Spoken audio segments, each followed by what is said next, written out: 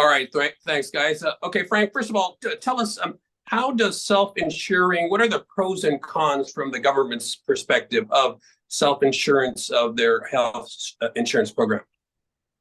Well, the main pro for the government of Guam from the perspective of saving some money is that they will save on the premium taxes, which are the GRT taxes that are paid by every single carrier on Guam.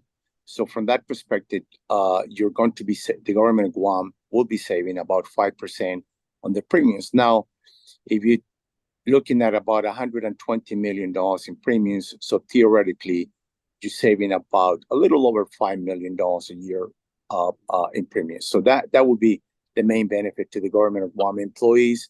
And I think they will pass that also, those savings, to the subscribers of the government of Guam. So that's the main benefit to the government of Guam on the self-insurance program.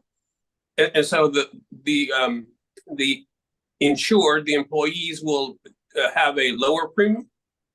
Well, in theory, you hope that since the government of Guam is saving about 5 percentage points, that they will also pass that along to the employees vis-a-vis those savings that they don't need to pay for any longer.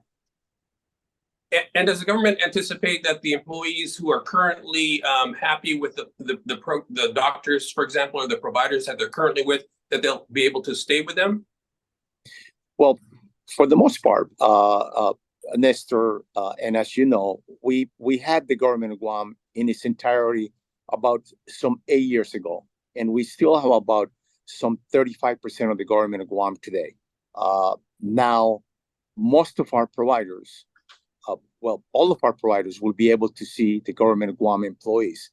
We still have to go through a provider's orientation, have meetings with them, but for the most part, the providers that are being seen today by our members will be seen tomorrow by the government of Guam employees and retirees. So they shouldn't be seeing any significant changes in that particular aspect of their business.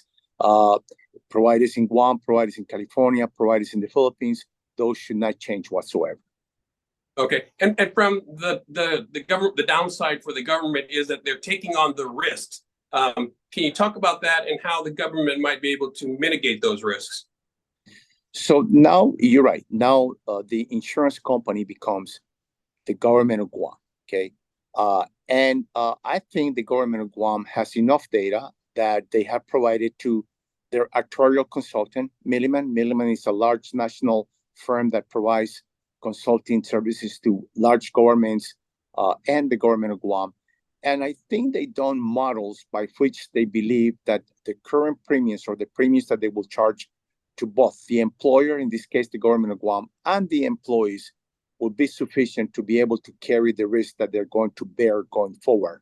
And that's basically what it is. The government now becomes the insurance company, and they have now contracted with Calvo SelectCare to do the administration. And that administration includes administering member services, complaints, access to networks, access to medical providers, helping them with the referrals of file and everything else that we do today.